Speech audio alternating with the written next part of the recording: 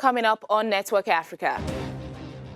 South Sudan declares a state of emergency in flood-hit areas.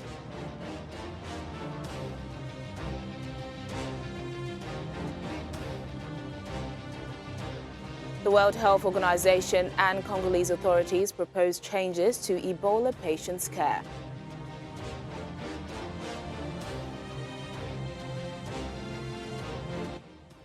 Plus, Somalia commits to ending the recruitment and use of child soldiers.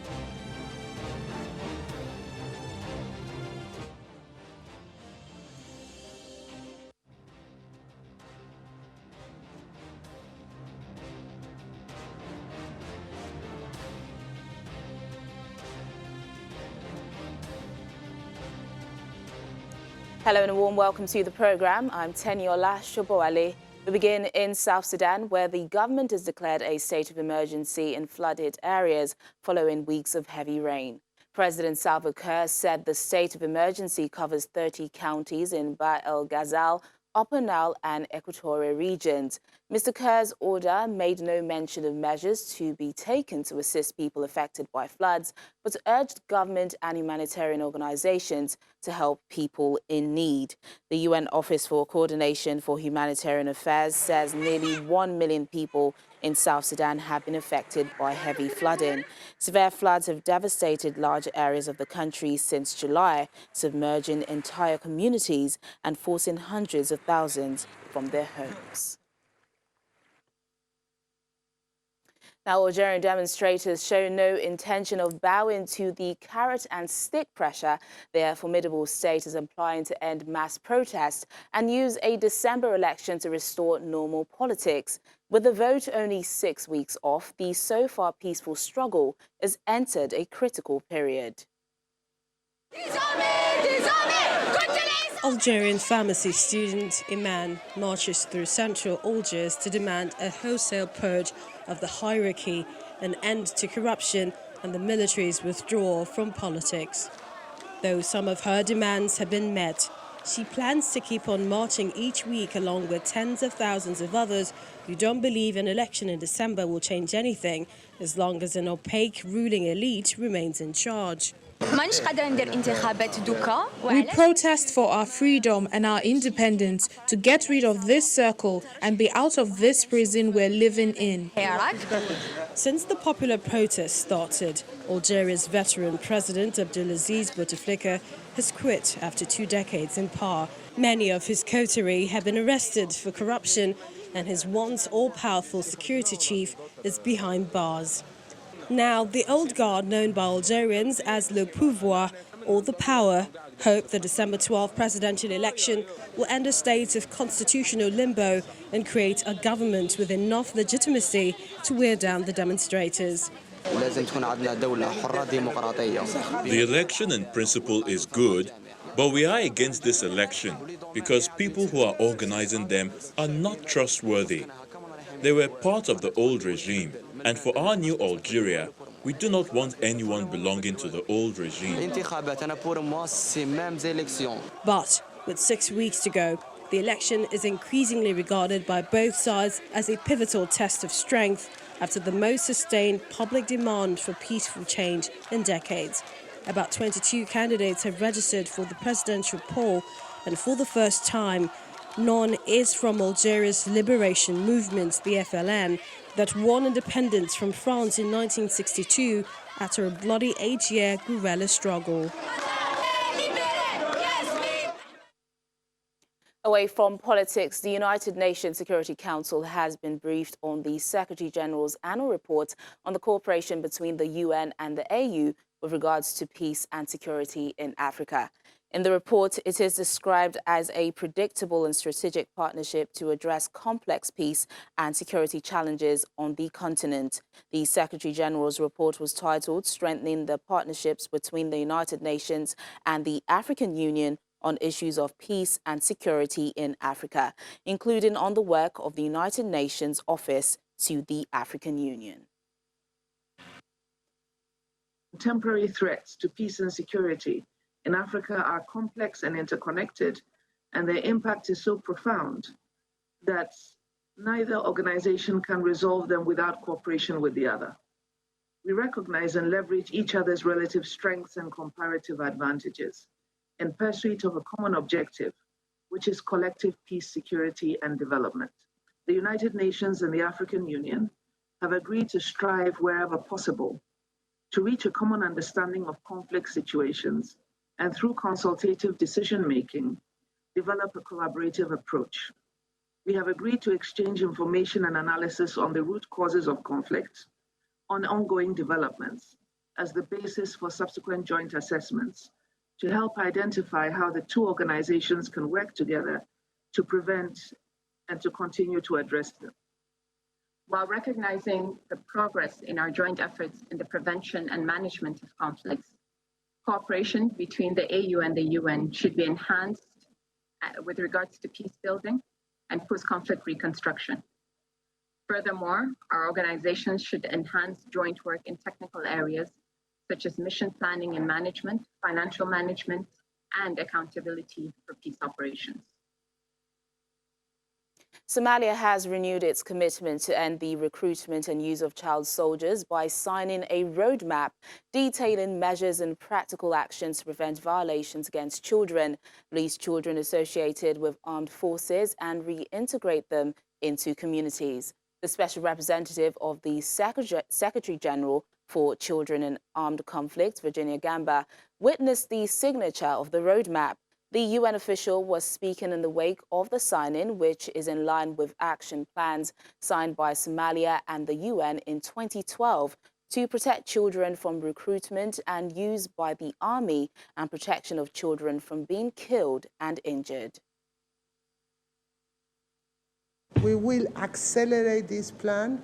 The whole United Nations body and the civil society of good faith will support this plan so that across Somalia, in all regions, all law enforcement officials, all members of any armed force will be the first to protect children from violations.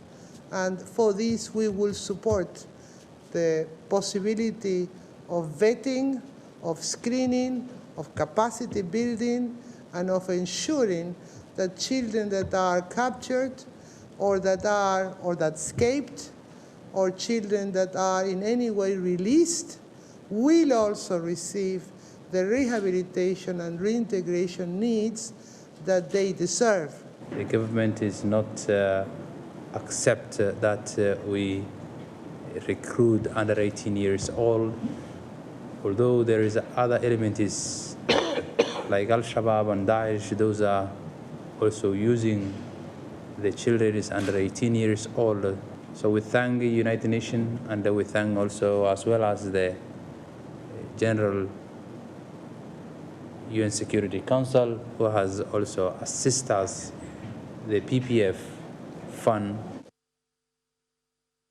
Now, a radio program is helping children displaced by armed conflict in Burkina Faso continue with their education by allowing students to play back recorded lessons over the radio at home.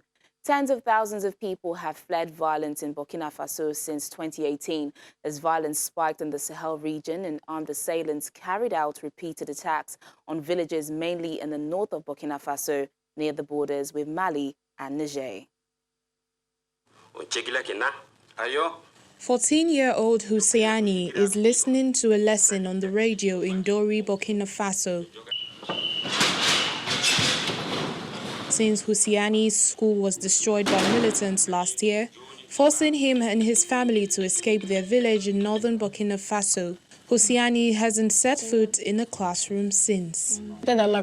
We were in class when we heard explosions, gunshots, and I got scared, screaming.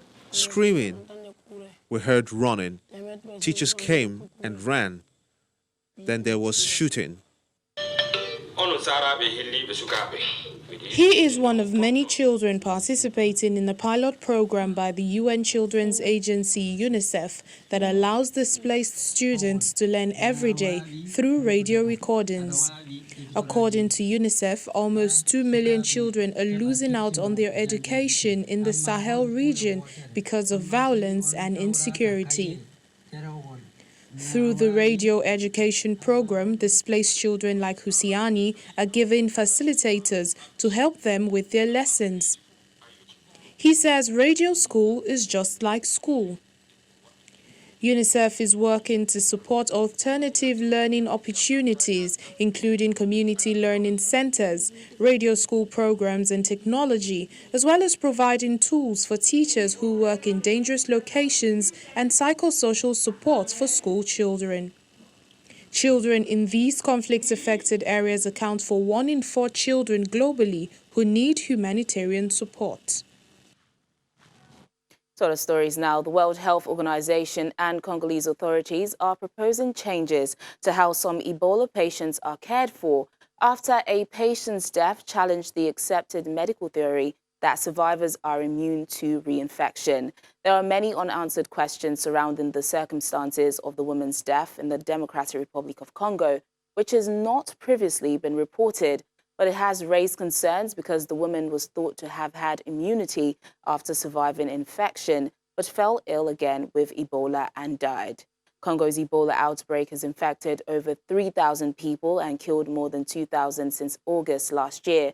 It is the second worst outbreak after one in West Africa between 2013 and 2016 that killed more than 11,000 people.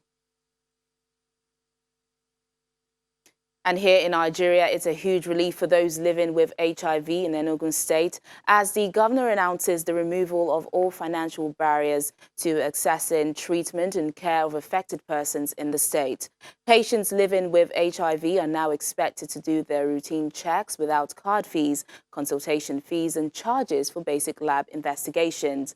The governor said this during the official launch of the antiretroviral therapy surge response in the state. Human immune viruses continue to be a major global issue. It's claimed more than 32 million lives so far. The 2019 report from UNAIDS and the National Agency for the Control of AIDS estimates that there are 1.9 million people living with HIV in Nigeria. I'm not praising my governor. This concern is the reason for this gathering. It's the official launch of the antiretroviral therapy surge response in Enugu State in partnership with the United States Center for Disease Control. We have a target, 1990 target that have been global, which country has signed in, that by year 2000, which is next year, just a few months from now, that it is expected that 90% of people living with HIV in the country would have been identified.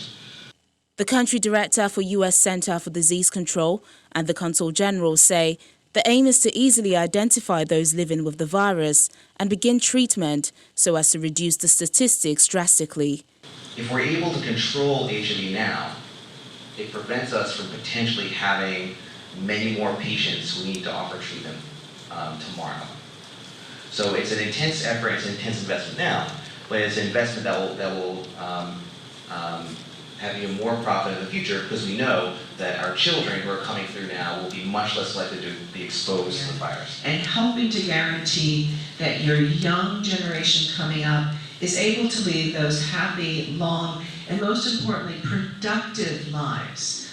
Nigeria needs its people to be healthy and productive in order to face the challenges of economic development and political stability for the future. The state governor believes removing financial barriers to treatment will encourage people to seek Medicare. Our administration will remove all financial barriers to accessing treatment by declaring that henceforth all card fees, consultation fees, and charges for basic laboratory investigation stands removed for people. With these efforts by the stakeholders, strategic programming and intervention would assist in stemming the tide and narrowing the treatment gap. Still to come on the program. An Egyptian art platform brings a touch of modernism to the heritage sites of Old Cairo. That's in a moment. Stay with us.